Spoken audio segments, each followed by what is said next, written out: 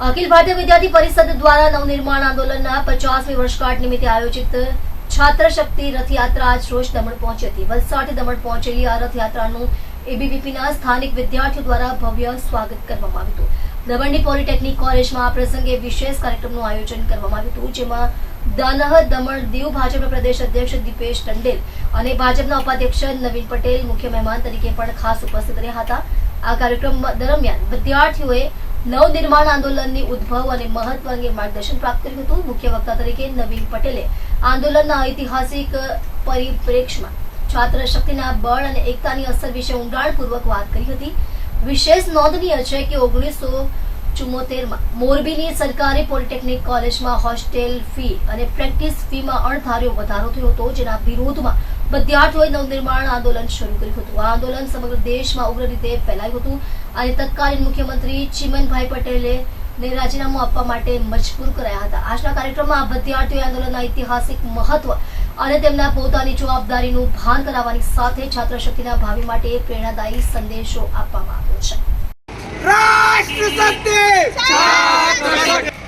भारत माता की जय। छात्र शक्ति राष्ट्र शक्ति। બેને પણ કીધું અને ભાઈએ પણ પોતાના જે વિચારો અહીંયા મૂક્યા, એમાં નવનિર્માણ આંદોલન શું હતું એની તમને જાણકારી આપી। મિત્રો, નવનિર્માણ આંદોલનની જાણકારી ભાઈ અને બેન તરફથી જે મળી એ બહુ ઓછી છે। નવનિર્માણ આંદોલનની અંદર આપણી સમક્ષ ભાઈશ્રીએ કીધું કે 140 જેટલા, કારણ કે સત્તામાં આવ્યા પછી ઘમંડ શાનું હતું, જે તે સમયની સરકારનું ઘમંડ હતું। આઈ થિંક બેન મને ખબર નથી, પણ ત્યારે ગુજરાતની 164 સીટ હતી વિધાનસભાની, પછી ડિલિમિશન થઈને હમણાં સીટો વધી છે, પણ તે ટાઈમે 164નું વિધાનસભાનું એમએલએ હતા અને તેમાંથી એકમાત્ર કોંગ્રેસે 140 એમએલએ પોતાના જીતીને આવ્યા। આ એક ઘમંડ હતું એમને। તો વિદ્યાર્થીઓની વાત, પ્રજાની વાત એમના કાન સુધી પહોંચતી નહીં હતી। મિત્રો, આ નવનિર્માણ આંદોલન જે થયું, આજે આપણને યાદ નહીં હોય કે નવનિર્માણ આંદોલન, આપણે વિચાર કરવું પડે કે નવનિર્માણ આંદોલન બી થયેલું હશે।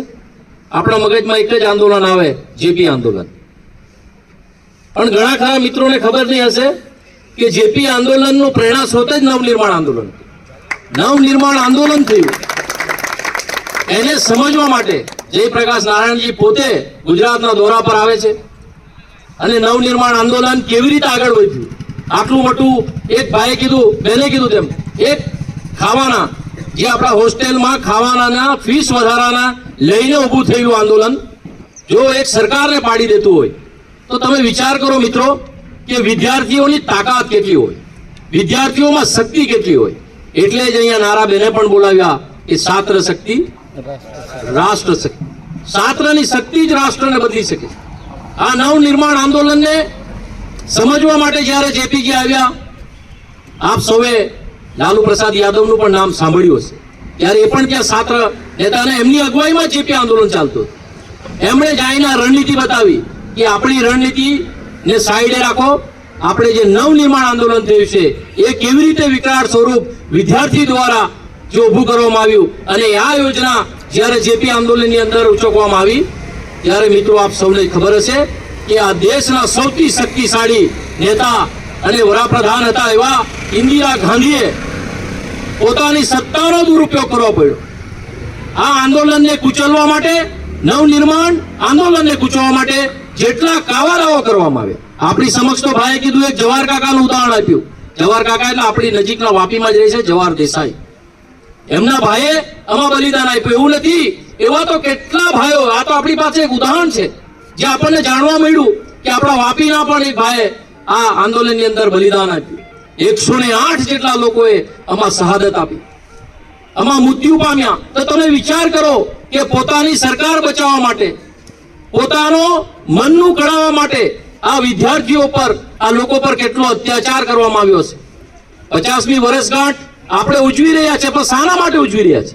50ની વર્ષગાંઠ આપણે એટલે ઉજવી રહ્યા છે કે જે તે સમયે વિદ્યાર્થી અને લોકો પર થયેલા અત્યાચારોને આપણે ફરીથી લોકો સમક્ષ લઈ જાય, ફરીથી વિદ્યાર્થીઓ સમક્ષ લઈ જાય। આપણે આ જે 50 વર્ષ પહેલા થયેલા આંદોલનને આપણે આપણા વિદ્યાર્થી મિત્રો પાસે એટલે લઈએ કે વિદ્યાર્થી મિત્ર અગર ચાહે તો રાષ્ટ્રનું નિર્માણ અગર કોઈ કરી શકે તો એ વિદ્યાર્થી મિત્ર જ કરી શકે. અને મિત્રો આંદોલન એ અમસ્તું જ આપણે ઊભું કરવાની જરૂર નથી. આંદોલન જો રાષ્ટ્ર માત્ર હિતમાં હોય એવા આંદોલન કરો. આ દેશને આ પ્રદેશને નુકસાન કરતા હોય એવા આંદોલનથી આપણે હંમેશા દૂર રહેવું જોઈએ. કારણ કે રાજનીતિ હંમેશા આવી હોય. આપ સૌ જાણો છો કે આ દેશનો આજે માહોલ વિદેશી શક્તિઓ આ દેશને બરબાદ કરવામાં લાગી છે. એને બચાવવાનું કામ માત્ર વિદ્યાર્થી મિત્રો તમારા અંદર જાગૃતિ જોઈએ. તમારા ક્લાસની અંદર તમારે પણ જ્યારે પણ ટાઈમ મળે તો આ 5-10 મિનિટ તમારે આના ઉપર રાષ્ટ્રવાદ પર પણ તમારે બૌદ્ધિક આપવું જોઈએ.